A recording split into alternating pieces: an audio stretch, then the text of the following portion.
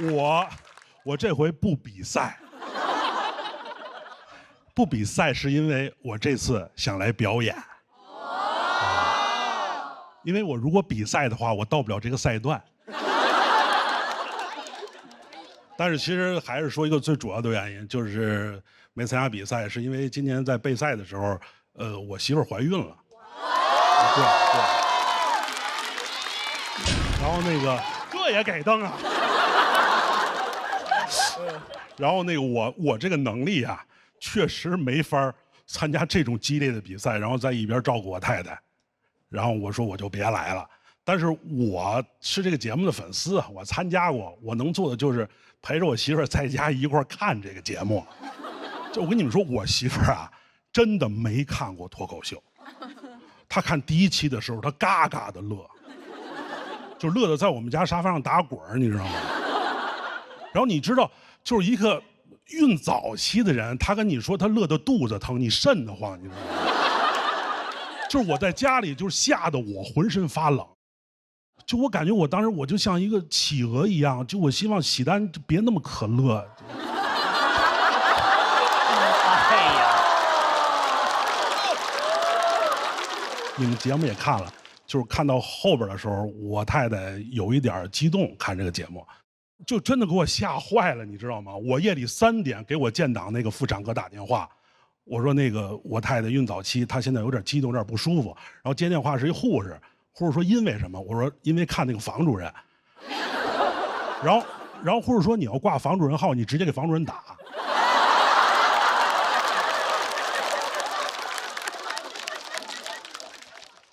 然后他这个时候我太太就缓过来了，缓过来以后，她跟我说了一个特别严肃的问题，她说阎鹤祥，这个节目我看了11个演员了，你去年怎么进的前10？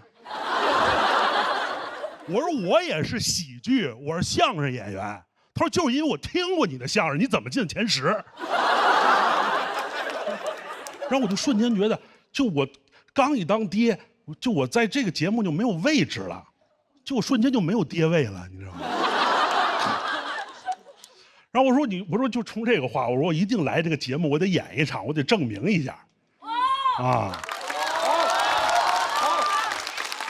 然后我来这节目以后，我跟导演组说，我先找房主任。然后导演说为啥？我说我挂他号了。然后我见着房主任，我说房主任，我说你那个第1期节目我看了，非常不错。但是啊，以我去年在这个节目叱咤风云的经验啊，你后期储备也是个问题。但是你记住，人终生打败你的只有你自己。如果最后没有那么理想，不是房主任不能战胜他们，是房主任不能战胜房主任，防不胜防嘛，是吧？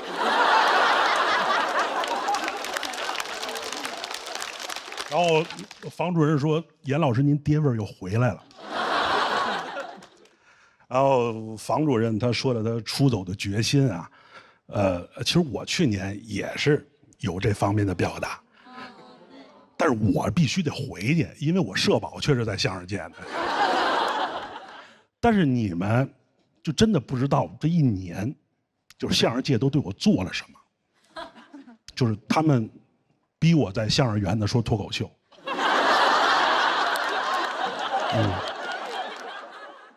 我说好，可以。我说给我一个手麦，他说主持人还得用呢。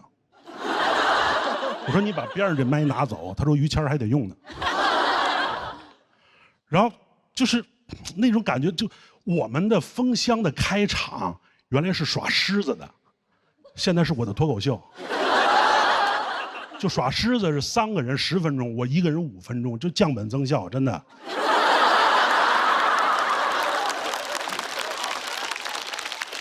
然后大家对你那个状态真的是，杨鹤祥来说脱口秀，就说你的对指点，说完我们给你指点指点，你要说的不好，我们就对你指指点点。然后我离开封箱以后，我又去了好多卫视，我跟他们说我想说相声，然后他们找来庞博跟我说了个相声。我说我离脱口秀能不能稍微远一点？然后我去春晚，我演了个 sketch。然后现在我在喜剧界有一个外号，我叫3姓家奴。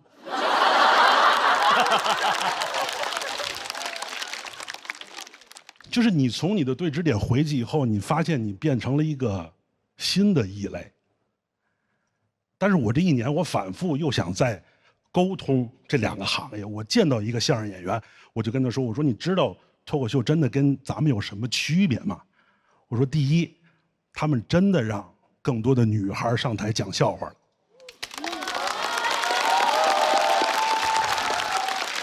我说第二，他们真的不许用别人的段子。”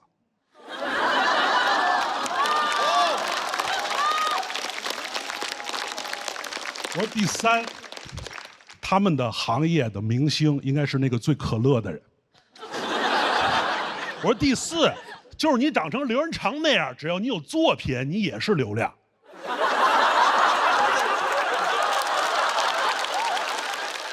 但没有什么反应，然后我又咔咔咔，我又跑到脱口秀这边。我说我跟你们说啊，相声它也是一个内容驱动的东西，大褂这些东西都是它的形式。这个世界上除了大夫以外，没有人一定拿大褂当工作服。然后我们也不靠衣服的这个材质来区分我们的等级。我说那个是圣斗士。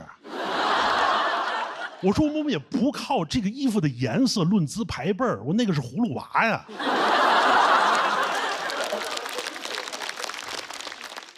依然很纠结，就是我去年在这个节目舞台上的一些不适，包括我今年回去以后的一些不适，你发现你找不到一些自己的共情的点，就直到有一天，我刷短视频的时候，我刷到了一个虐待福寿螺的视频，这就是我。这种不适是因为把你当成了入侵的物种，我被他们非法引进，恶意放生，做成解压节目发到网上。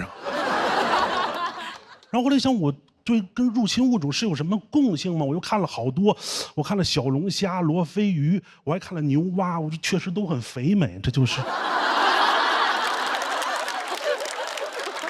但后来觉得我不是，为什么呢？因为入侵物种最大的威胁，它危害当地的物种多样性。但是我觉得我丰富了这个舞台的表达多样性。我觉得脱口秀这个舞台最大的魅力是它有如此丰富的表达，且容下了那么多的表达多样性。就像你们现在又听了一个没有那么多炸梗的相声一样。但其实都不重要，我说的没有那么可乐，是为了让我媳妇儿看这个节目的时候歇一会儿。谢谢大家，我是阎鹤祥。嗨，朋友们啊，非常开心，大家演出，我叫于博，来自一个教育大省，山东、黑龙江。可以，鹏哥接着释放吧。老七讲什么辽宁抚顺东北小城市，我说他妈这不纯南方吗？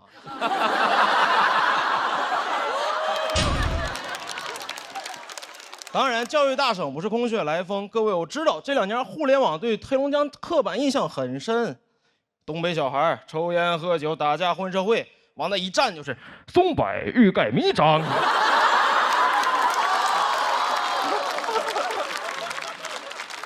黑龙江是全国最重视基础教育的地方，拥有全国最高的高中就读率。各位可能不知道，比北上广深高多了。我们家小城市60万人，7所高中，没有中专和技校，每个混混都有文凭。你去看每一个打你的人都会三角函数。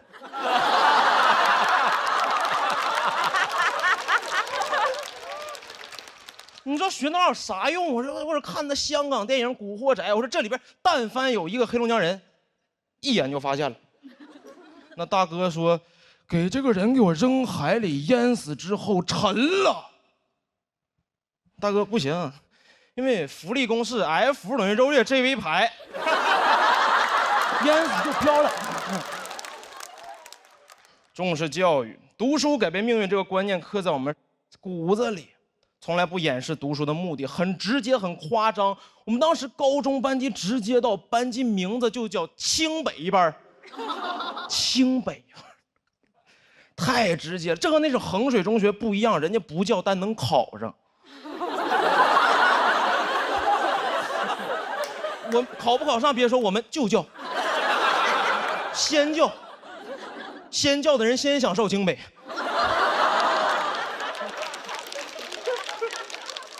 但这个名字太重了，老师第一天就会拿名字骂我们，往那一站，很刻薄，30个人，你们30个人在这个班级呀，就必须上清北，谁不上，谁是班级的失败者，是 loser。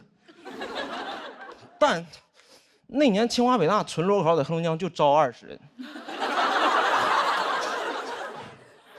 最好情况，我班得含泪开那么10几个被迫上其他985的 loser。这种班级太吓人，为了清华北大布置各种各样标语，奔清北梦清北，整个班级布置的和那个清华北大主题乐园似的。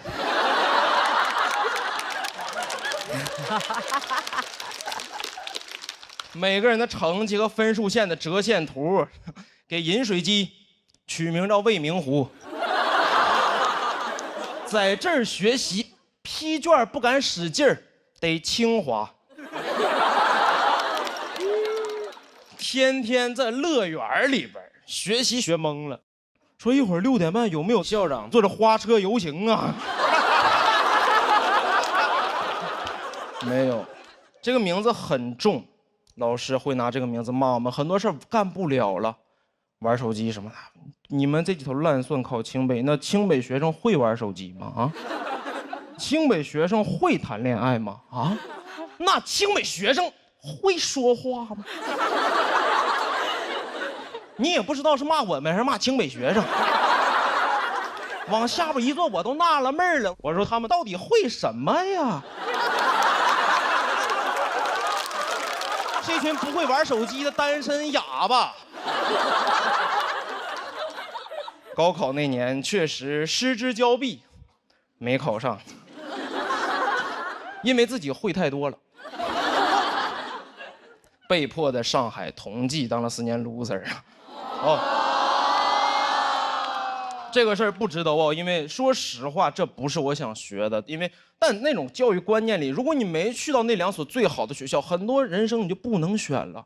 当时特别想去北京人大学社会学，我妈说社会学你上什么人大学啊？你上社会上学。听妈在上海同济学计算机，我说那计算机为什么不在网吧里学？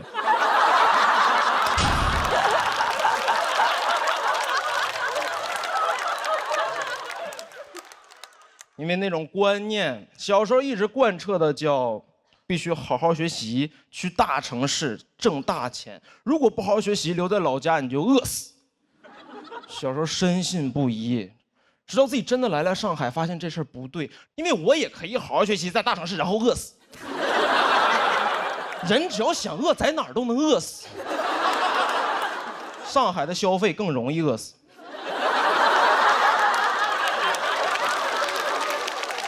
但说实话，刚考到上海那年，整个人还是沉浸在自己走出了那种小城市的幻境里边，觉得自己哎呀，哥们在上海打工干个3、5年就买房买车了，你们在老家什么都……直到今年过年回家参加了同学聚会，所有人除了我之外留在老家都买车，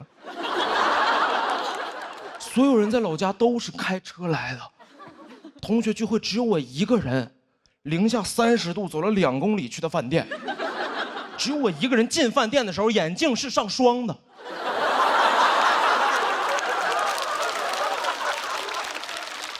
他们有车的人眼镜上的霜拿雨刮器就刮掉了。这就是我们观念的区别。因为来上海奋斗的城市，你会觉得大学刚毕业23岁开什么车？23岁在上海就奋斗就该坐地铁。23岁不坐地铁，什么时候坐地铁？对吗？车对我来说应该是那个我在上海打拼了很多年，奋斗原始积累啊，最后中产了，追求车啊房啊，那是我奋斗的奖励。车应该拿地铁里程换。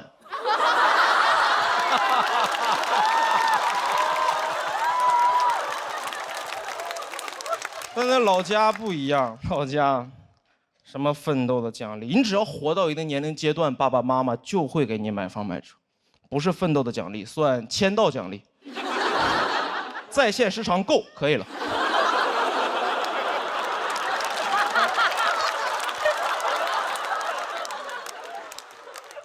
确实不理解为什么在老家的朋友能生活的让我羡慕那么多，因为在我看来，他们很多人没有解决自己独立生活的问题，爸爸妈妈就把一切都给他安排好了，我羡慕至极。独立生活了吗？我说问一个哥们，我说哎，为什么买车？和你们在上海不一样，这在老家，钱花不出去。我说钱花不出去啊，你发点假币呀。这句话让我醍醐灌顶，那一刻突然意识到，成年人的世界里不是那种完全的读书改变命运。再去考他们，没有人在乎了。问一个哥们儿，我说哎，交流电系统的发明者是谁？他说不知道，去你的吧！然后开着特斯拉就走了。讲到这儿，谢谢毛宇哥，拜拜。Hello。谢谢你们，我一定要把这腰背挺起来。我是南瓜，大家还记得我吗？对，我去年上了这个节目，希望被更多人认识我，现在都认不出我来了。我这半年减肥减了60多斤啊，减掉体重的1/3啊，变化比较大。你们时间长没见，觉得很惊讶对吧？对，然后那种天天跟我在一起，在我身边的朋友，他不觉得我有什么变化，就像我的好朋友黑灯。他对我的声音很熟悉，我也很奇怪，我这瘦了60多斤了，我这陕北口音是没有一点变化的。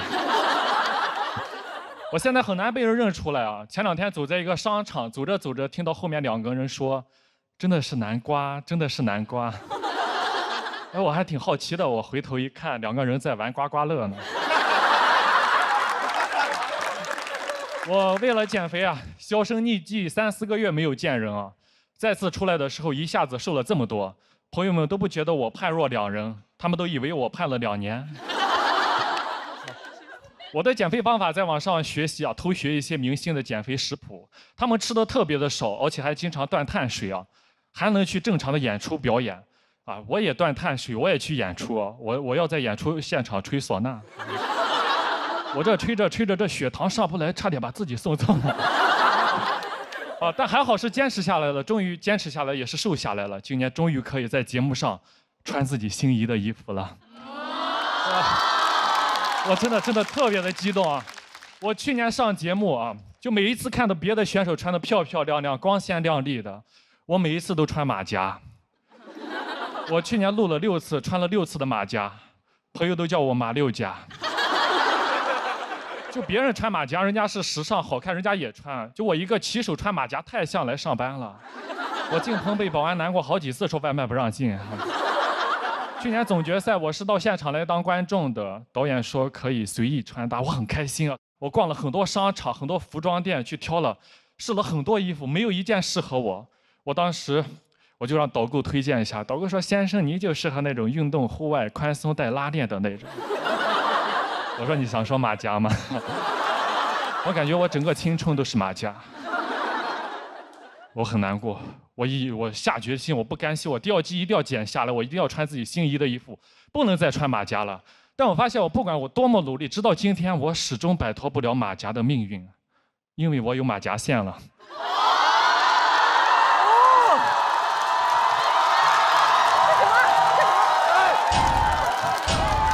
算了，这样，咱这是脱口秀，不是脱秀啊！哎呀，哎呀，不，这算了，这样会不会打马赛克呢？瘦下之后，你就感觉人就确实变化很大，我感觉我自己像重生了一把。我把自己的照片啊发在自媒体上，网友特别的，他是特别好，都夸我，夸得我特别激动。他们就叫什么南大。说南大什么青春南大学生，我热泪盈眶，我激动呀，因为我是中专学历，我没有上过大学，我上的技校，我考不上大学，我一直抬不起头，没想到现在减肥减出学历提升来。谢谢。我现在是我们宝鸡铁路技校毕业的第一个男大。对的。虽然学信网上查不到，但是小某书上都是承认的。谢谢你们，谢谢姐妹们。但减肥也不全是好事情，前2天就挺难过的。有一个品牌找到我，他说他们的是个电瓶车的品牌，说他们老总很喜欢我，要跟我合作，私信我，我也很开心很激动啊。但见面的时候他们反悔了，他说你是谁呀？南瓜呢？我说我是南瓜，你怎么变成这个样子啊？跟节目上不一样，我们想合作的是那个黑黑的、胖胖的、土土的南瓜，你这样拒绝跟你合作。我也很难过，我人都傻了。我这半年天天挨饿，不好好吃饭，没想到换来的是没饭吃。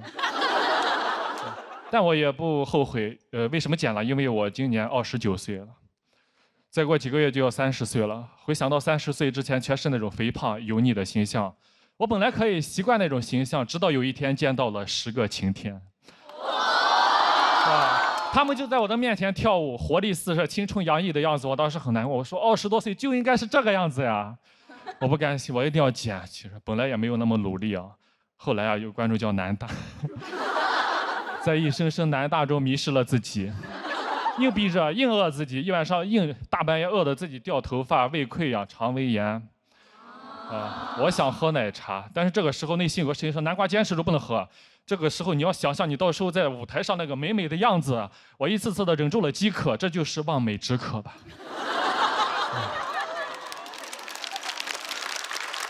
我朋友说，你也没必要这么忍着，你可以喝统一冲服无糖茶，真的好喝，一口冲服茶香倍儿足啊，喝了之后和南大一样冲服满面。真的，我终于坚持到现在了，终于在台上，就现在我真的绷不住了。其实这回啊，我后台已经摆好了烧烤、炸鸡、汉堡、油泼面、biang biang面、刀削面。我一会下了台我就暴饮暴食，以后我就想吃什么吃什么。以后呀，可能还会变回那个黑黑的、胖胖的南瓜。但不管怎么样，以后点开爱奇艺，看到2025年夏天那个青春洋溢的南瓜，我也就很满足了。谢谢大家。OK， 我真的想不到有一天南瓜这个颜值能搞上擦边啊！就是啊，姐妹们，你们叫他好帅，你们吃点好的吧。求去了。南瓜刚才自己说到自己可能为了减肥，就是少吃了很多饭吧。今年，我希望你少吃那些饭，我吃。我要吃饭，我要上桌的。开始今天正式的演出啊！大家好，我叫朱大强。好，热情，谢谢大家。我是一个就是比较容易生气、比较容易愤怒的人啊。我们女生生气多了的话，就会长很多的那种甲状腺结节、乳腺结节各种嘛。我每次就是一生闷气，就开始长那种乳腺结节。我把这个气发出来呢，开始长甲状腺结节。哎，我就感觉我好像一气呵成2种结节。哇，有点太多了。我就感觉我每天这些结节，就是你们胸腔这里长不下的，开始长到嗓子眼这里去。这是什么？节节高升。然后嗓子眼这里长不下的结节呢，又掉到下面去，节节败退。然后那我体检的时候，医生跟我讲啊，说是90%的女人都会长结节的。哇，我就感觉如果这么高的比率都拥有结节的话，它就不应该再是一种疾病了，它应该成为一种新型的器官，对吧？而且我觉得如果都是女生来长的话，我们以后这个新器官给它叫一种新名字，我们以后叫它妇女节。爱生气吧，这个东西完全也怨不得我，是因为我感觉每天我生活中那种看不顺眼的人有点太多了。哇，有些人真的在公众场合边界感有点太差了。我有次在那种餐厅里面吃饭啊，我隔壁桌有个哥们在那里猛抽烟，哇，抽烟抽到我感觉他要在我旁边那种原地升仙了，我就开始过去大声呵斥他，我说公众场合不可以抽烟的呀。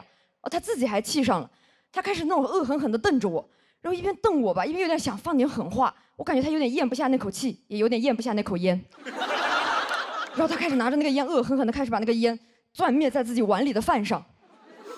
我有点看不懂，我说这是在用不吃碳水表达自己的愤怒吗？看不明白。我说有点太会愤怒了吧，感觉就是一种超弱的超雄，泰迪熊，还挺可爱的。哎，我觉得如果他真的想就是当狠人的话，他应该一边抽一边灭烟，一边把那个烟灭在自己的头上，对吧？啊，一边抽烟一边烫头的，看起来就那种超绝狠人。哎，我真的很看不惯那种在公众场合乱抽烟的人啊！我唯一能接受人在公众场合冒烟的情况呢，就是他火化。哎，然后有时候觉得吧，抽烟就是一种慢速火化，主要是对抽烟人的身体不好，二手烟也不好。他火化，我陪葬。不喜欢，我都把所有在公众场合乱抽烟的人呢，我在背后亲切地把他们称呼为烟人。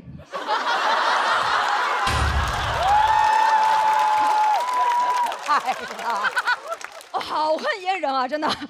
哦，特别是那个烟人，有时候走路走在我的前面，你就感觉他一路走一路排放尾气。我说这种人为什么不去走那个机动车道呢？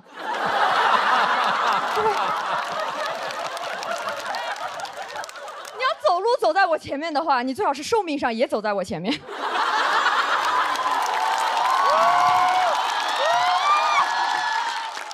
哇，这种路上走的也能接受。我最讨厌的是那种密闭空间内抽烟的那种啊！我有一次打上一个出租车啊，哇，那个司机在里面猛猛抽烟，我在后面很生气，我说烦死了，我说你一直抽什么烟呀？他说我抽软中华呀。谁问你了？我问了，哇，然后很烦，我就开始用各种借口跟他沟通嘛。后来发现各种借口都不管用，直到后面我跟他讲，我说我怀孕了，闻不了烟味，然后他才把那个烟吸掉。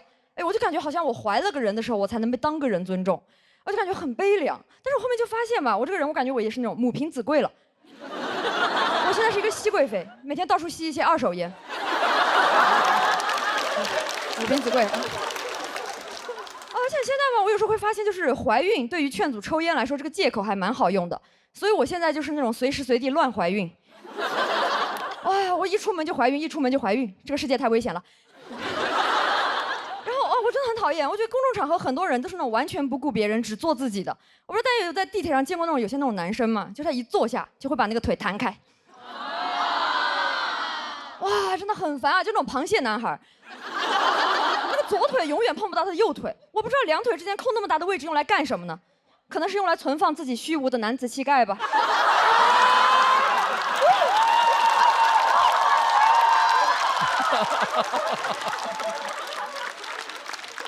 不理解，不理解。但有时候这种大男人坐姿真的会影响到我的，因为我有一天坐地铁哈，我旁边那个男士也是一坐下就把那个腿弹开了，而且他那个腿越弹越开，越弹越开，他有点太放得开了，哇，我就感觉他那个腿在和那个车一起开，往城市的边缘开，哇，然后他搞得我坐的位置开始越来越狭小，越来越狭小嘛，我就想提醒一下他，我就开始翘二郎腿，我就翘一下踢他一脚，翘一下踢他一脚，哇，我真的每一脚都踢得巧妙又刻意。甚至吧，为了能够多踢他2脚，我还陪他多坐几个站。然后最后我跟他一起是同站下车的。我跟他一起下车的时候，他在那里问我，他说：“那个，你是不是对我有意思呀？”我说：“啊，还真有意思。”哎，弄巧成拙，自找苦吃。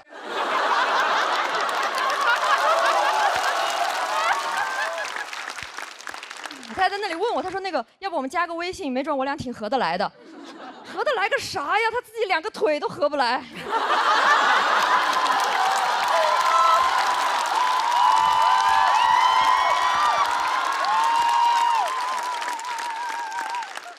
而且我真的感觉他自己2条腿已经构成了一种开放式关系了，太 open 了。不是很想加入，我也不喜欢这种随时随地会劈腿的男的。不喜欢，我也不喜欢异地恋，以后见他的另一条腿还得去隔壁车厢。不喜欢。而且还有一些那种，我觉得他们都不是把那种公众场合当自己家客厅随便坐了，是把公众场合当自己家厕所，随地小便。就那种深夜街头啊，什么街道那种路灯，然后行道树，都是他们的什么小众打卡点。我每天在那里随时随地标记自己的生活。有时候觉得吧，如果他有个柱子就可以的话，我们不如以后就把那种男厕里面那种1排小便池，我们就换成一个小柱子，对吧？啊，俗话说得好，8个好汉1个装嘛。够了，就他们够用了。然后我们就把那种省出来的空间全部拿去盖女厕，对吧？这样以后我们上女厕也不用每天在排队了，然后看着空空荡荡的男厕，啊，以后大家都方便了。或者说感觉吧，就其实那种随地小便，从古至今都是会受惩罚的。你们知道那个孙悟空就是因为尿在如来手上，对吧？一开始我感觉他大闹天宫完，如来本来想着要不关他15天算了，后面怎么抬手一看，怎么他上厕所，我洗手呀？哇，好脏呀！反手就是一个镇压，对吧？我觉得这种镇压力度还是不够啊，现在还是老能看到。我以前在那种酒吧门口看到2个男的喝多了，那个酒吧门口有个大柳树，2个男的出来就开始对着那个柳树开始滋了。我路过以后在那里很生气，我说你们2个干什么？其中有一个就喝大了，但是他很有礼貌，他开始跟我道歉，他说不好意思不好意思，然后说着说着不好意思，他就转过来了。我说收起来呀。哎，然后我之前讲完这个随地小便的段子啊，有一个观众姐妹特别可爱，她有天在那个微博上给我发私信，她说大强，你讲这个段子我太有共鸣了，我今天也遇到一个男的随地小便，然后啪给我发了一张照片，我有点看懵了，我至今都不知道那个姐妹是距离多近去拍的那张照片啊，因为她那个照片刚发给我，我点开就变成灰色消失了。姐妹勇啊！我就希望这种现象也跟那个网上一样吧，生活中也可以尽快变成灰色消失。哎，谢谢大家，我是朱大强，讲到这里。谢谢大家，我是阎鹤祥。哎呀，头一次啊，2次演完了吧？导演组私下找我说事儿来了啊，说阎老师您在台上不能老提郭麒麟了，提1次2次可以，提多了就烦了，而且对您可能也不好。然后您看下赛段呢，咱们是2个主题，一个是不上班你养我呀，还有一个是别人笑我太疯癫。我说这是我要提吗？你这话题老往上勾我呀！我一说相声的演单口喜剧，别人笑我太疯癫，因为养我那人确实不上班啊。就提这1次啊，不说了，说到做到。然后呢？但事实如此啊，因为这个特殊的情况呢，我现在做了很多跨界的尝试，比如说演话剧啊，然后演影视剧，说单口喜剧，也演新喜剧。然后我发现，当你刚跨界的时候啊，有一个很尴尬的情况，你的表现会影响到别人认为你这2行业的鄙视链。你想吧，我在这儿演单口喜剧啊，如果演得好，下边坐俩观众，哎，到底是说过相声。如果演得不好，回去好好说你的相声。但也不是这种情况啊，是鉴于这2个行业可能呢并驾齐驱，它不适用于所有的比较。你比方说啊，我搭档郭麒麟。但是不牵扯到不工作这个人，现在转战影视了。好比有一天啊，大林发展的非常好，得了奥斯卡的最佳男主角。我打比方呢，你别乐。然后站在台上领奖的时候，下边这些好莱坞巨星肯定不会这么聊。到底是说过相声啊？哎，这我就不服了啊！就是奥斯卡的冠军跟说相声差别就那么大吗？你们要那样的话，我就在德云社等着啊！迪卡普里奥、威尔史密斯、拉塞尔克劳，有一天跨界说相声，说的不好，几个包不讲，我也起来回去拿你的奥斯卡去。尤其威尔史密斯，不爱听他也不敢打我，因为德云社说相声。跨界确实是跨界，没办法。我昨天啊，跟好多线下的演员一块儿去上海西藏南路那个大世界说开放麦，啊，一看你都是上海的观众。我到那以后我很感慨，为什么呢？上海大世界呢，1917年开业，那过去是全亚洲最大的娱乐市场。100年前，我们说相声的老先生到上海滩闯码头，就在上海大世界，就在大世界，很有意义。但我也对不起先人啊，我到这居然是说单口喜剧啊。其实那个时候啊，在上海滩码头，包括北京，我们这些单口艺人，那时候没有说相声啊，这个词儿是建国以后才有的。不是王建国啊，不是王建国。过去艺人地位很低，我们这些靠说话、表演、说笑话的，都叫玩意儿，没有名字。干嘛去？听玩意儿去。你们要那时候录节目，别人再一问你录什么节目去了，录玩意儿去了。今儿都有什么玩意儿啊？那今天有庞博、建国这几个玩意儿，真是好玩意儿。就得这么说，我不能说好不是玩意儿，很有意思。然后我从那个开放麦出来以后呢，给我们先生就是郭老师他父亲还打一电话。为什么打一电话？因为我们过去有句行话，就是干传统文化的，我们叫北京学艺，天津成名，上海赚钱。真的。我们那时候学艺的时候，就他爸那时候 PUA 我们的时候，你知道吗？就是哎呦，就是你要是学完了这个，将来你要到大上海滩一闯荡，你要是能到大世界说一场，那基本你就算站住了脚了。我说完这开放麦以后，我给我师傅打个电话，我说师傅，我说徒弟今年行了啊，我上海大世界，我也说了这么一场单口。我师傅很高兴啊，孩子，那这北京学艺，天津出名，上海赚钱，你赚着钱了吗？哎呦，师傅，这开放麦不给钱。然后我师傅说：“那不对呀，那我儿子也去，他也不给钱吗？”我说：“他给钱，而且我说这呢，不给钱，明儿给他听，他坐那儿，他拿钱。”然后我师傅说：“孩子，我有点乱，你又乱。你们现在他们这行是说的不给钱，坐着听的给钱。”我说：“师傅，您听说过吗？”我师傅说没听说过。我说师傅你怎么看？我师傅说去你的吧。哎，给你们讲一个我师傅带着我们在国外闯江湖的事儿，好不好？好。在哪个国家咱不说啊。我师傅带着我们出国演出，我呢自个儿在这个大街上走，路过一小胡同，看见一什么呢？国外卖艺的，一小伙子拉大提琴。一看就是艺术家，为什么呢？这琴就得好几万，他前面呢搁一个放钱的那个小塑料碗，我就走过去了。说相声碰见这不能给钱，知道吗？因为我们这行是出门不捡东西就算丢。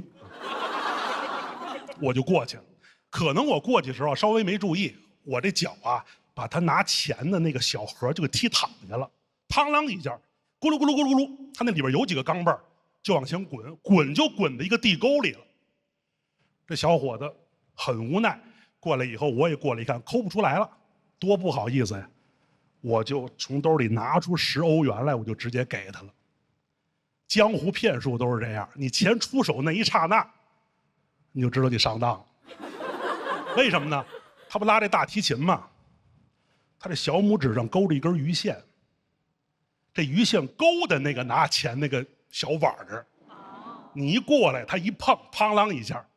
他这不犯法，人可没跟你要，你是不好意思，你把这钱给他的，完了，上海滩闯过了，到那儿没闯过来，中年大雁让雁把眼给牵了。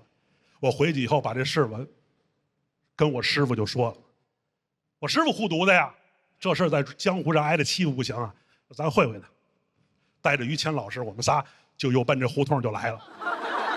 到这胡同口一看，我师傅跟我师傅一说，你看没有，就那个。我师傅过去以后，都没等他蹬着鱼线啊，一抬脚，嘡的一下，把他这小碗直接给掀飞了。这哥们拉着大提琴，哎，我那就滚了5米，我师傅这一脚踢出50多米去，干到这胡同口去了。这小伙子过来以后，揉这手指头，也不知道怎么回事，我们腾腾腾跟着也跑过来了。我师傅跟着在这一掰着，这呼噜呼噜说了半天。最后没办法了，我师傅也拿出10欧元来给他了。往回走，我说师傅这不对呀，您也让人骗了10欧元。我师傅一乐，拿手一指前面，我看于谦老师啊跟我们正招手了，赶紧走，手里抱一大提琴。谢谢大家，我是阎鹤祥。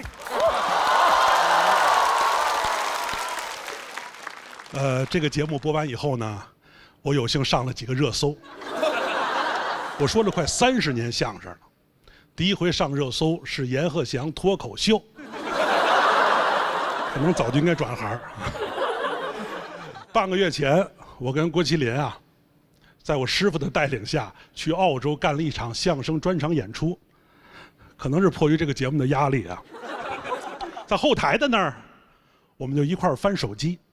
备场的时候，我师傅啊不看脱口秀，但他可看热搜。这个热搜就一个一个往上顶，你知道吗？阎鹤祥现挂，脱口秀，不独立勿宁死。我就感觉我师傅在那儿看成了阎鹤祥现在不独立去说脱口秀，他就去死。可能真回不去了。8月15，我们又跟师兄弟在一块儿，我跟一帮脱口秀演员在这儿团团圆圆，你看。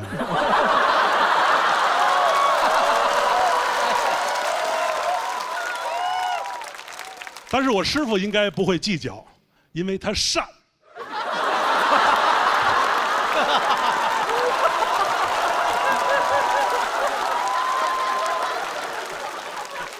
单口喜剧能容我，不使人间造孽钱。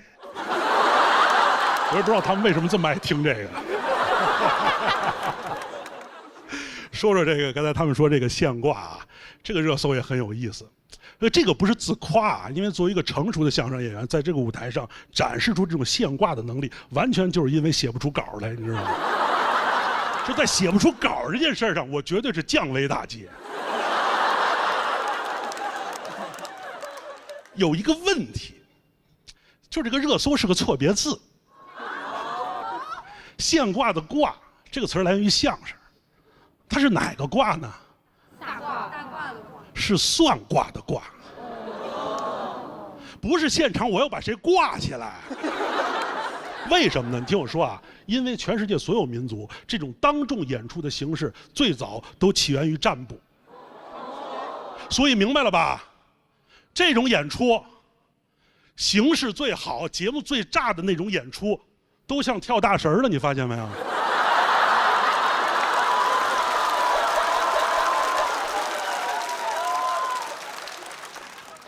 付航 ，I say passion，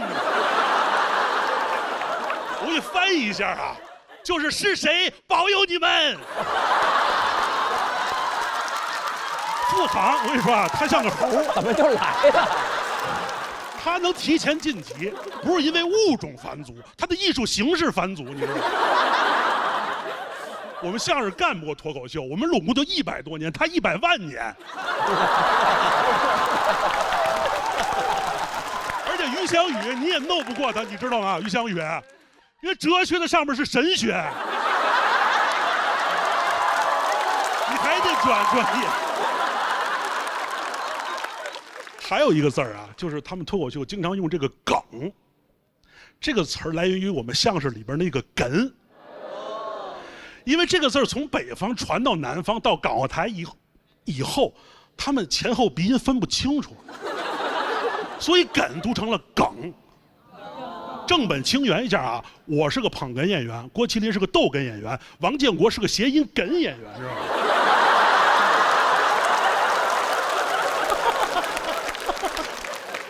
以上这些就是你们脱口秀诟病的内部哏啊。说一下内容，这个节目播完以后对我改变很大，就是消解了我的很多尴尬，但又增添了很多新的尴尬。我先给你们讲讲相声演员的尴尬都有什么。这话讲起来给我10多年前了，那时候我有一个女朋友，不是你们欧是欧10多年前还是欧一个？就10多，我43了，我10多年有一女朋友，这不新鲜。就10多年前时候我有一女朋友，我第一次上那女孩他们家，他妈对我特别热情。哟，小严，你看啊，来，坐。哎呦，听说小严是说相声的，来，咱们一边吃饭一块儿放你那相声。哎呦，小严，你看你爸妈身体怎么样啊？这相声里边，我爸爸死了。哎呦，小严，你以前谈过几个对象啊？阎鹤祥离过2次婚。这是熟人。生人就更麻烦，我跟大林经常有这种感想啊，就是几个生人大哥聚在一块儿，突然有一人过来了，哟，听说你是说相声的呀，来一段。他对演员特别不尊重，哪儿我就给你来一段啊。就他对别的行业不这样啊。哟，你是外科大夫，给我来一刀。哟，你是射击运动员，给我来一枪。就到我们这儿，你给我来一段，哪儿我就给你来一段。但是过去我有消解的方式，过去一说来一段，我说你看我们这相声是俩人表演，我一个人没法给人来一段。这节目播完崴了，我们是俩人没法给您表演。你不会说脱口秀吗？我说我没有搭档，对，就说你没搭档那段。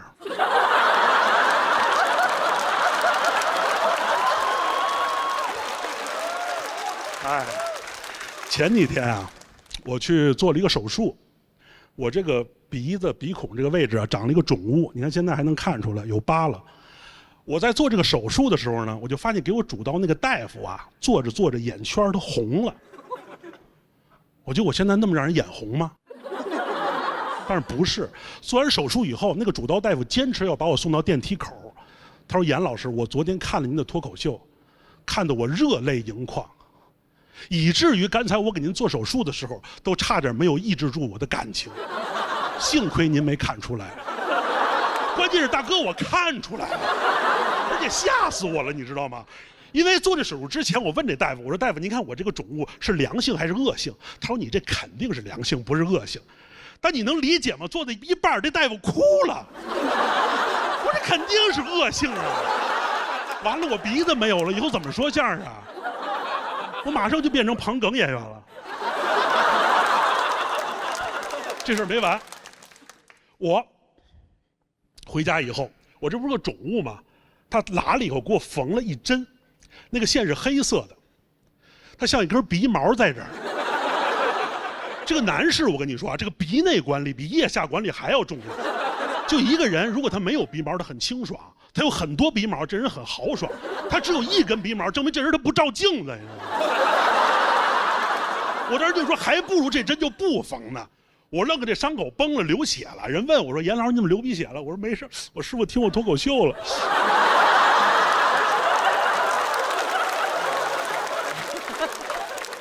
等到拆线那一天，给我拆线那大夫是另外一个大夫。他做完以后，他跟我说：“严老师，其实我看您特别想乐。”我说：“为什么呀？”因为我今儿早上听了您跟郭麒麟的相声，我特别激动，终于有人听过我们俩相声了。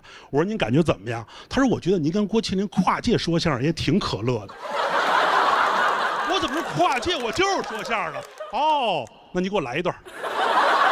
谢谢大家。大家好，我是阎鹤祥。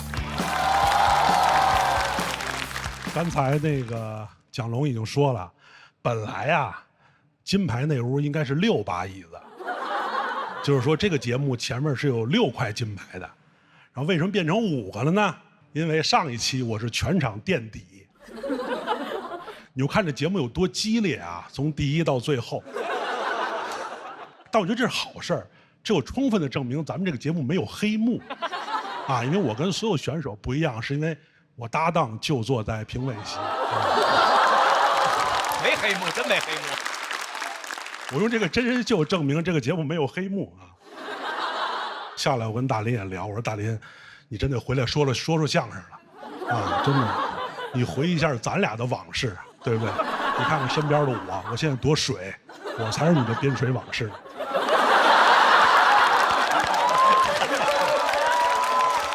我说大林，真的，你事业上你得说相声，你不能说事业上真说家里红旗不倒，外边彩旗飘飘。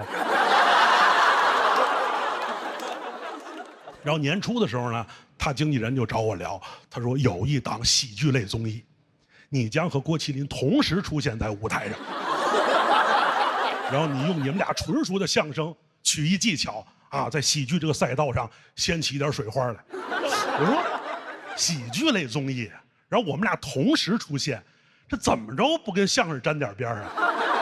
然后我到这一发现，我是选手，他是评委。这特像什么，你知道吧？就是刚结束这个奥运会，10米跳台，双人10米跳台，我这都脱完了，我这都爬上去了，往这一站，动作都摆好了，我这一扭头，搭档没了。我说学逗唱360，接扣back，咵一下一猛子下去了，一起来一葫芦脸，他在这儿给我打分呢。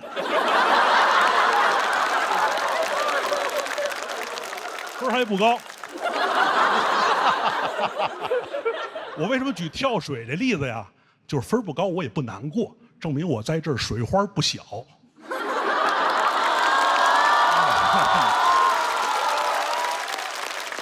哎呀，所以拜这个搭档部工作所赐，我今年也有了好多别的跨界的机会，啊，还参加了一档别的喜剧类综艺。然后呢，我失去一个搭档呢，我在那个节目又获得了一个搭档，就是刚才的刘洋。我们在一个战队，刘洋对我帮助很大，这个实话实说。但是刘洋现在也很火，你要上网搜，刘洋现在的标签是喜剧卷王。就这件事儿，全国今年没有人比我有发言权，因为全中国这么多干喜剧的，和刘洋同时半年参加2档喜剧综艺的，只有我一个人。而且我是说相声的。他要是6边形战士，我就是10项全能，你知道吗？我不是个很卷的人，但是你跟刘洋在一块儿，就班里有一好学生，你不得不卷。头一季录完了，他挺好。我下来以后，我说找刘洋聊会儿天，我说刘洋呢？导演说刘洋已经后采了，我也后采，后采完了。我说刘洋呢？刘洋已经回酒店了。嘿，我说我也回酒店。我回酒店，到酒店问前台，我说刘洋呢？刘洋已经收拾行李奔机场了。嗨，我说我也奔机场。到机场拎着行李，安检坐飞机到北京下飞机。刘洋在前面，我拎着行李，刘洋，刘洋。就那一刻，我是刘洋的私生，你知道吗？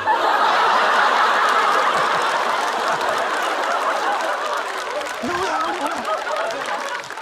到机场取车，到那边创牌，下午创牌，晚上展演。都下来，我是累着呼带着。我说刘洋呢？刘洋去赶开放麦了。追3场开放麦都下来以后还没有刘洋。我说刘洋呢？刘洋回家看儿子去了。我是没儿子呀。我给刘洋播一视频，我说刘洋，你让我看看你儿子。刘洋说我儿子已经睡了。我说那你也给我看看，要不我睡不了。到这个阶段没办法，我这一直在寻找同温层，找共鸣。我们德云社来仨人，还一个上九七，还朱鹤松。我头一期我就跟上九七、朱鹤松我们就聊，我说这节目里边只有咱们仨是说相声的，代表德云社，咱们得一块儿闯入决赛。头一轮完了，上九七、朱鹤松就淘汰了。第2轮我找傅首尔聊天，我说傅首尔，这里边只有咱俩是语言类的跨界演员，咱俩给携手走进决赛。然后第2轮傅首尔就淘汰了。第3轮我找梁岩聊，我说梁岩，这里边只有咱俩是40+的中年演员，咱俩给携手并进。然后梁岩就淘汰了。刚才我找刘洋聊天，我说刘洋，只有咱俩跨2个综艺。刘洋说你给我滚！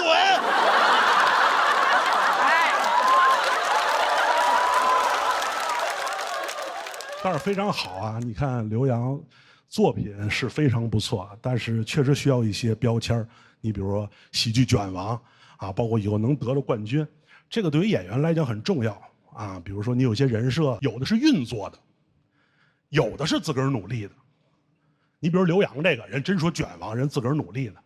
我这人设，比如搭档不工作，寡妇失业，这既不是我运作，也不是我努力的。有时候之前做节目我不愿意提，实话实说，咱这节目没有啊。我之前做综艺，你不愿意提呢，他导演让你提，啊，导演说燕老师您上节目，您跟郭麒麟搭档这事儿，您给多提。我说我不想提，他说您得提。我说我不想提，他说您要不提，你可以不上。我说那你告诉我怎么提？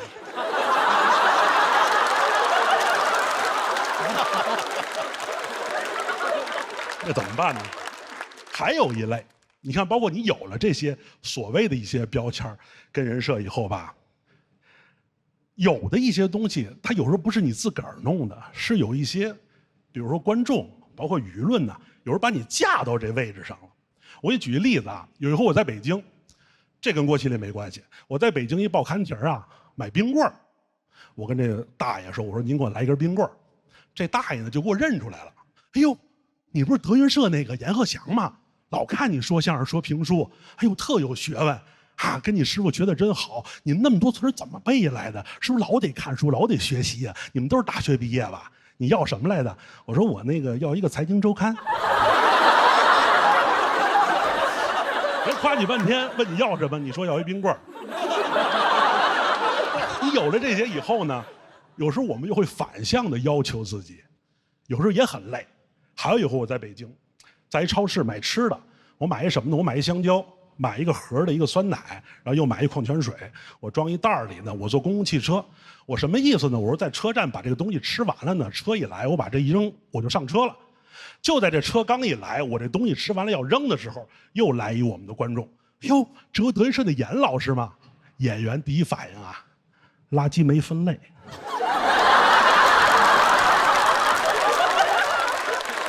那人还等你啊，车直接就走了，那人也上车了，我这也不会分。又过来一人，哎呦，这不阎鹤祥吗？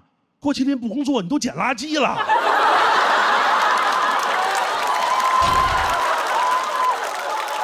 卖惨是不是？您立这人设干嘛呀？我说没有，我说我呀是因为一跟那个垃圾分类，我怕人家觉得我拿一财经周刊，我显得我有学问。刘洋呢就跟着我卷，我郭麒麟跟他跳水，我说我去你的吧！谢谢大家，我是阎鹤祥。我没有想到啊，在一个比拼笑料的舞台上，相声的大旗摇摇欲坠。我的师弟们岌岌可危，少班主他高高在上。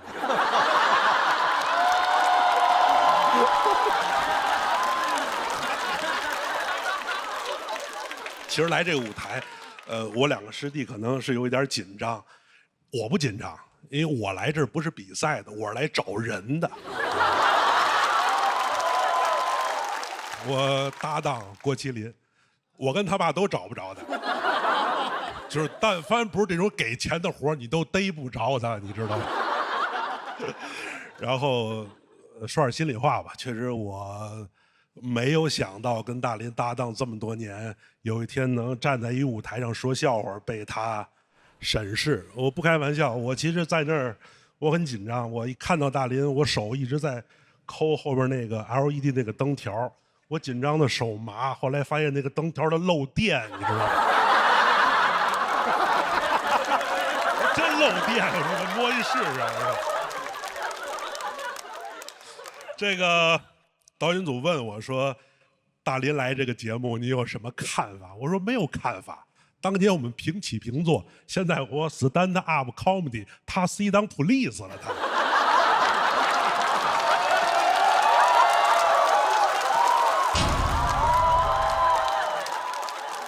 很多脱口秀演员，包括单口喜剧演员，对我有一些了解，是因为我之前确实做过一些这方面的交流，我也发表过我一些看法。我还是那个观念，我认为中国人说中国话逗中国人开心，本质上没有什么区别。我老觉得单口喜剧将来可能也会卷出师承啊、门派啊，包括制式的大褂的服装，到那天单口喜剧就完了，你知道吗？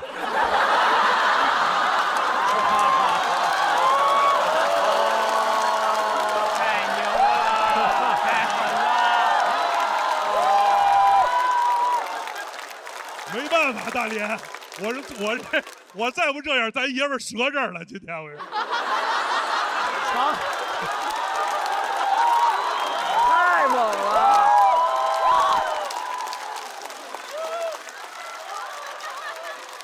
你们以为大连来是当嘉宾的吗？他是替他爸看着我，不要胡说八道，知道吗？那些叛徒师哥都是昼夜之极，阎鹤祥才是心腹大患。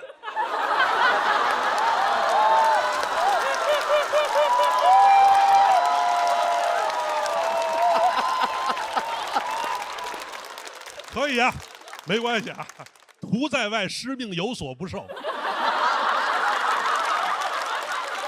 不开玩笑啊，说点正经的。这个，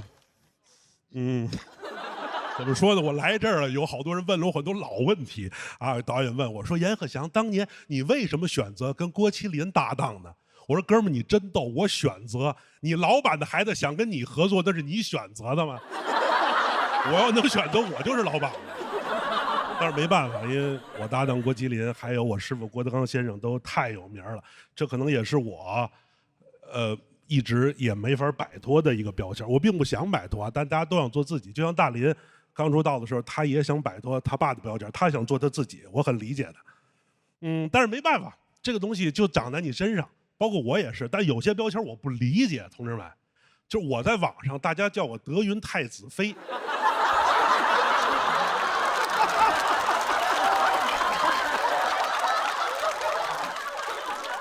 就是哀家很不理解，本宫很疑惑。这个大数据很厉害，你知道吧？就头些年我的关键词都是太子妃，天天给我推戴安娜。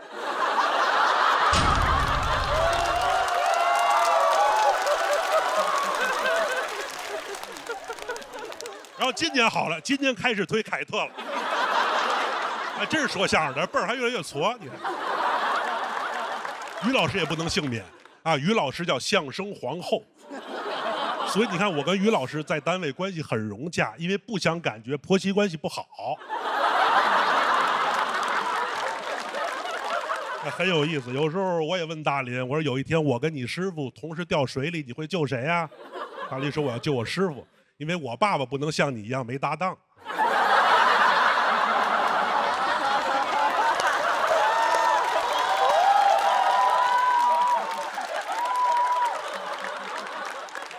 我师傅很心疼我，我师傅说有一天大林要真不说了，我跟于老师我们两口子就带着你，咱仨一块儿演出。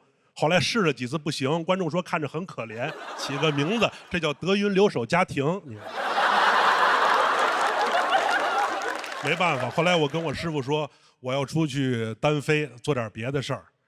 然后我师傅说不行，你得给我儿子守着呀。啊，确实很封建，没办法。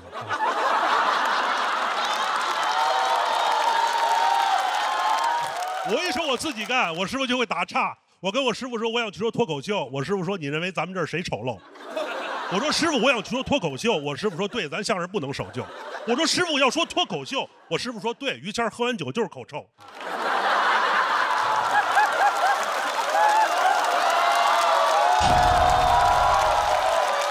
这是相声的技巧，如果不可乐，不是相声的问题啊。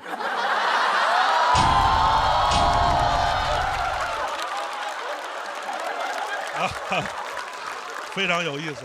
然后怎么办呢？我还是自己出来了，我做了一些单口喜剧的尝试。然后我发现有好多问题啊，观众会给我们出主意，说你们相声太传统了，你们应该学习单口脱口秀，做一些跟观众的互动。但我说有一些他不能瞎借鉴。我在线下看过好多单口喜剧啊，他们来跟观众介绍，你比如说问老刘吧，俩人啊一块儿来的，一男一女。你们俩什么关系？没有关系。他是你男朋友吗？哦，是。那么有结婚的计划吗？这说相声不能介绍，我们怎么互动？你们俩什么关系？他是你爸爸吗？哦，不是。那有相认的计划吗？那非打起来不行啊。但我觉得脱口秀有时候可以学一学相声，一些有节奏的介绍方式啊。他们经常会有一些就是没有底的结束啊！谢谢大家，我是周奇墨。谢谢大家，我是王建国。谢谢大家，我是庞博。就特像客服，你发现没有？应该学学相声嘛。周奇墨就是我呀，庞博就是我呀，很有意思。然后到最后呢，我决定不行了，如果隔行如隔山，我就做点别的事儿吧。可能有人了解我，开始骑摩托车周游世界。啊，我跟我师傅说，师傅世界那么大，我想去看看。我师傅他顿时很感动，因为他看了很多书，他对人生啊，他理解。他说：“你给我滚啊！”我说：“师傅，我要积累素材。”我师傅说：“那你旅行的路上有妖怪怎么办？”我说：“师傅，一般妖怪只吃师傅，您不去他没得吃。”我师傅说：“那你为什么要骑摩托车呢？”我说：“摩托车也是搭档，不骑了可以锁起来，他不会抛弃你。”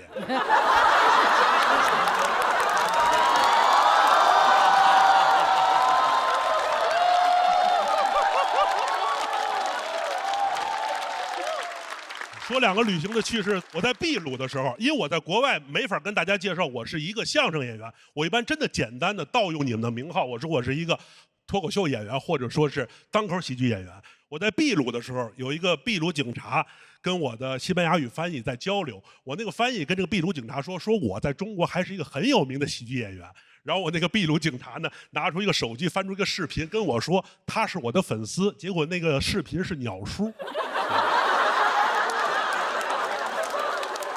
我在伊朗的时候，有2个伊朗的朋友跟我的波斯语的翻译聊完天以后呢，跟我说了一笑话，说我波斯语翻译跟这个伊朗朋友说呢，说我这个人在中国是一个有名的喜剧演员。然后那个伊朗人跟那个伊朗人说，这个人我认识的，他一定是成龙。然后那个伊朗人说，你不要胡说八道，成龙不会来咱们这儿的。然后我那个翻译说，这个人在中国还是有几百万粉丝的。那个人马上改口，他就是成龙。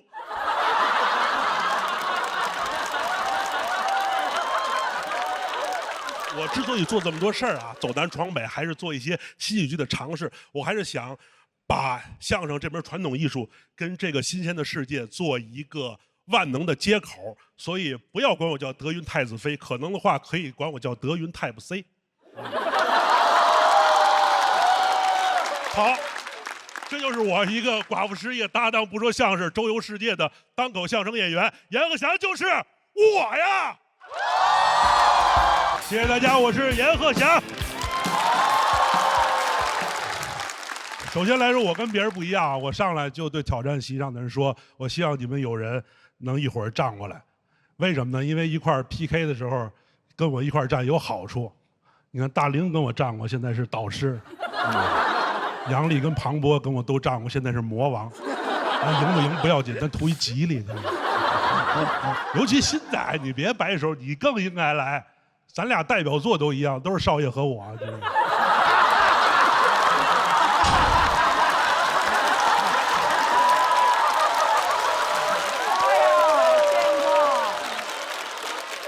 势均力敌，2人战也可以来。你们来了，我输了不丢人，大家会认为就是因为没搭档。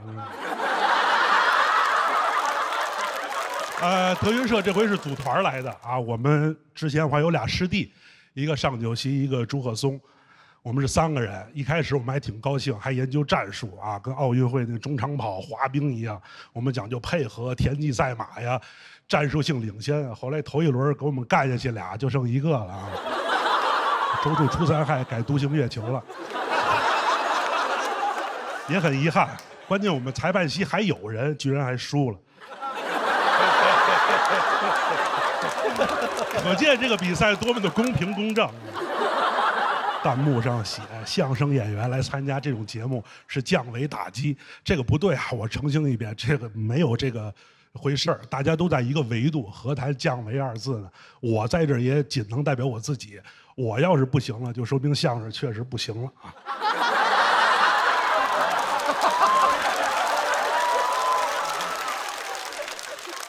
单口喜剧咱不敢说，如果说单口相声能在这种大舞台上演出的，全国中国相声界就是我跟我师傅郭老师，因为其他的我们都弄死了。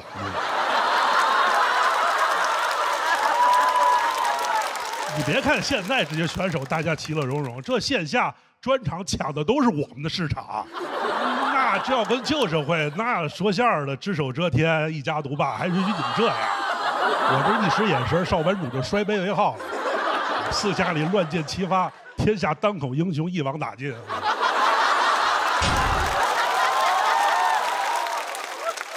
后来我们那个工奴手啊，在天津上火车的时候给拦下了啊。天灭相声，非战之罪啊，少爷。怎么说呢？不过也确实是啊。如果在这舞台上有一天我确实真的赢不了了、输了，真能德云社走马换将再来，还真就是我师傅郭军德刚先生，啊，郭老师，啊，没办法，那太子妃不行嘛，那就捞。那输了就只能老公上了，对不对？那亲儿子指不上。你翻历史典籍你也看得出来，杨家将都看过吧？大破单口天门阵，也是穆桂英挂帅，杨六郎统兵，杨宗保这都盯不上，你知道吗？这是我喜欢说这个单口喜剧的原因啊，因为能疏解一些负面情绪。说点我的负面情绪啊，我的负面情绪其实也有。作为一个德云社的相声演员，就是我不像我们那些师兄弟儿那么的火，你知道吧？你看我们德云社也有很多师兄弟儿很厉害，岳云鹏啊、孟鹤堂啊，都很火。然后也有人问过我说：“阎鹤祥，你有没有很羡慕他们？”我说：“其实并没有，捧哏演员嘛，甘当绿叶，对不对？我这个年纪了，他不是羡慕，单纯的就是恨。”其实这是玩笑，我们来源于一些呢，就是大家对你半认识不认识的一些尴尬。到一饭馆吃饭，在北京啊，老北京做爆肚的一个地方，我坐在这儿，我前面有2个男的，分别上菜以后呢，我就看见俩男的看我就议论，这就跟那个说：“哎，德云社阎鹤祥。”那个一看呢，我说这不是阎鹤祥。我跟你说就是阎，我看着不是，我跟你说是，我过去跟这2位说，我说2位是我，这爆肚不吃就凉了啊，凉了。还有一回，我从这饭馆出去，就是这饭馆，走到门口，这女服务员把我给拉住了。哎，严老师，那个我们后厨这些大师傅都特喜欢您，您能不能在门口跟他们照张相啊？我说没问题啊。后厨所有厨师出来跟我站一块儿照相，正照着呢，有一情侣从外边往里走，一女的挎一男的，这女的不认识我，看着我照相就看谁呀这是，这男的不知道，你别给人瞎解释。嗨，退休的厨师长。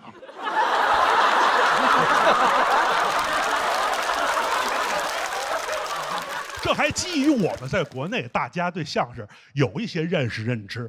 我在国外，我在美国摩旅的时候，他要是对相声对我们完全不认知，更可乐。我在美国的黄石公园，在黄石公园徒步，我有一个华裔的美国的森林警察，他跟着我。他说黄石公园有很多野生动物，黑熊啊、鹿啊，包括羚羊啊。你要怕它靠近呢，你就连续的大声的说话。我就照着做了。出去以后，美国这森林警察把我给扣下了，说我有残害动物的倾向。后来我的哥们把我给保出来了。我说我没有残害动物。他说你是不是连续说话来的？我说是，他让我说的。他说你说什么来的？我说我就蒸羊羔、蒸熊掌、蒸鹿眼、烧花鸭、烧兔鱼。那你还不残害动物？后来我一琢磨，得亏说清楚了，这没说清楚，我得给人全交代了。蒸羊羔、蒸熊掌、蒸鹿眼，到最后板鸭、筒子鸡。美国警察一看，呵，列了单子上这儿偷猎吃好东西来了。哪单位的你啊？我说我德云社的。你跟谁学的呀？我说跟我师傅学。嚯，你们这还有师傅呢？我这一交代啊，云鹤九霄，龙腾四海，一听就是黑帮啊。这再完了以后，紧跟着下一个月，大林知道，我师傅带着我们所有团体到北美巡演。但我师傅上通缉令了，这在入关的时候，人家美国警察拿着这菜单就得问我师傅：“这个蒸羊羔、蒸熊掌，这是你教的吗？”我师傅大家都了解啊，哈哈哈，我教的后头。谢谢大家，我是阎鹤祥。大家好，我是阎鹤祥。哎呀，我进了决赛了，单口季的决赛。这是相声的扭曲还是脱口秀的沦丧？今天来了好多第一季的老朋友，我就第一期还行，都看了，后边就越演越完。我现在回想我头一期就像空城计，知道吗？就贺退那一回，每回来的观众我都像诸葛亮一样告诉司马懿：“来进来，弄死我，杀死我，空的没的。”导致那之后，其实我一直在这个舞台上会选择逃避。因为我甚至会到网上去看对我一些负面评论，给我一些逃避和退赛的理由。阎鹤祥这个演员那么大岁数，说脱口秀梗一点都不密。我叹了口气，还真是人上了岁数，不光骨质会疏松，包袱也会疏松。然后脱口秀演员还夸我呢，你看相声演员多厉害啊，在台上倍儿松弛，场子凉成这样，一点不紧张还说呢。好人说我阎鹤祥，你说脱口秀相声味儿太重了。可我就是个相声演员，我前20年拿相声当班儿上。你说我脱口秀相声味儿太重了，不如说我脱口秀班儿味儿太重了。然后人过来跟我解释，严老师，这个班味儿啊，它不是相声味儿，这班味儿是我们年轻人现在面对职场、面对领导那种敷衍的状态。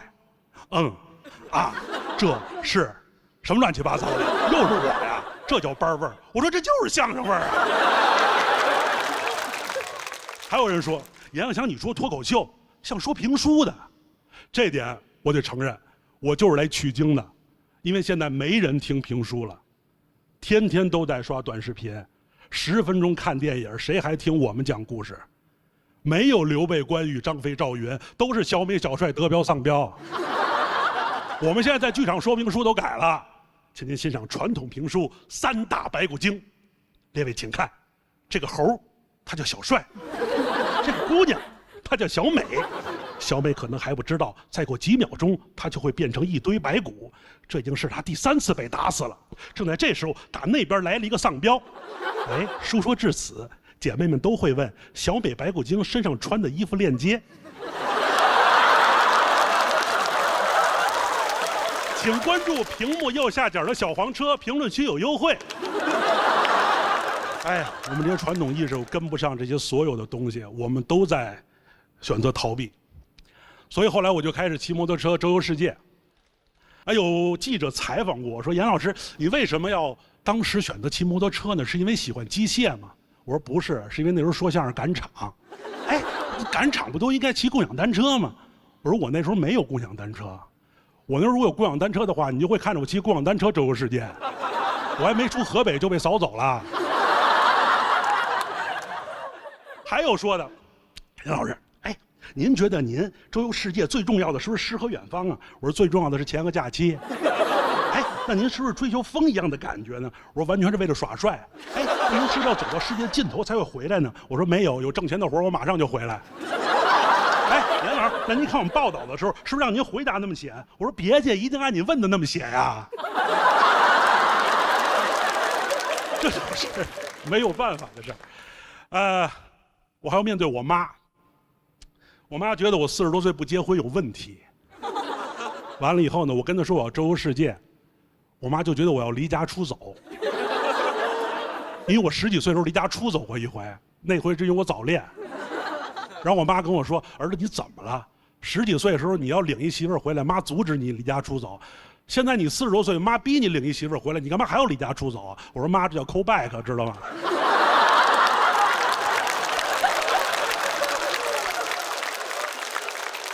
我妈特别关心我，我在国外骑摩托车的时候非常的颠簸，导致我那个微信步数每天能颠出几万步。然后我妈给我打电话说：“儿子，你不是骑摩托车周游世界吗？你这摩托车丢了，你往回走呢吗？你走特累吧？你得多喝热水。”这就是老人，当他不了解你、想关心你的时候，他跟你说你要多喝热水。我说：“妈，您了解我吗？您老让我多喝热水，年轻时候跟我爸学的是吗？您了解我，您知道我干嘛吗？您知道我烦什么吗？你又让我多喝热水。”我妈说：“儿子，我想了解你啊，你为什么不说相声了？脱口秀是啥呀？你为什么不结婚啊？你为什么离家出走啊？”我说：“妈，您多喝热水吧。”所有都是逃避。我逃避跟父母的沟通。我最逃避的是什么事儿呢？其实是郭麒麟。说到这时候，所有人心里都会说：“他又来了。”阎鹤祥这个无能的人，他不说郭麒麟，他就讲不了段子。但是，郭麒麟不是我的段子，郭麒麟是我的处境。我其实比每个人都不想提郭麒麟。为什么？因为当郭麒麟最火的时候，我几乎在北京是不见生人的。为什么？因为我一旦认识一个新朋友，不说10句话，他就会跟我说：“郭麒麟还说相声吗？”所以我就骑摩托车，我想离开、逃离我这些处境。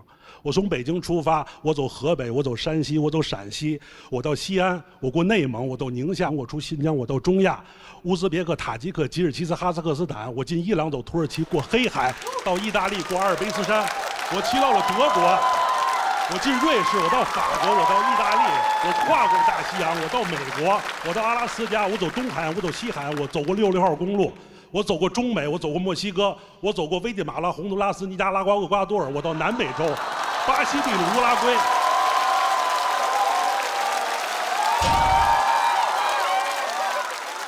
当我把我的摩托车骑到阿根廷的首都布宜诺斯艾利斯5月广场的时候，我觉得我逃避了所有的东西。这时候走过一个中国人，哎呦，严老师，你骑摩托车从中国来啊？过今天说相声吗？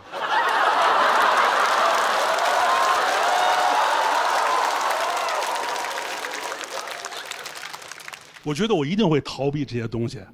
我从阿根廷一拧油门，我又骑了几百公里往南去，穿过潘帕斯草原。你们知不知道地理上有个概念叫对指点？就是你站在这个地方，直处地心，穿到地球的另一面，那个点叫对指点。如果北极的话，南极就是它的对指点。我找到了我家的对指点。这个地儿在阿根廷潘帕斯草原和巴塔哥尼亚高原的交汇处，巴西、阿根廷有一个重要的河流叫内格罗河的下游，一望无际，全是草原，什么都没有。你站在这个地方，是离你所有处境和困境最远的地方。你不能向前后左右多迈一步，因为多迈一步，你就离你的处境又近了一步。往前走可能是父母催婚，往左走可能会失业没工作。往右走就是爹妈都老了，我往后退一步，我把我摩托车碰躺下了。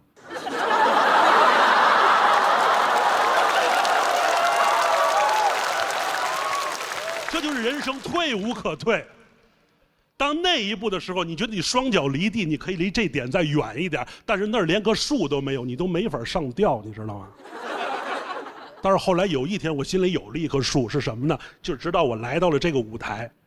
我原来以为我很了解脱口秀，但实际上不是。如果喜剧是个圆的话，脱口秀这个点其实是相声的对指点。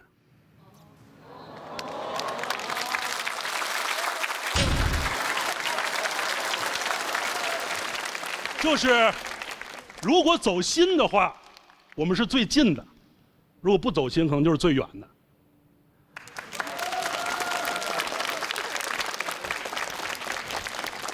但是今天，这可能是我最后一场演出，我非常高兴，因为一旦我结束这个演出，走出这个舞台，我无论走向哪个方向，都离回家说相声又近了一步。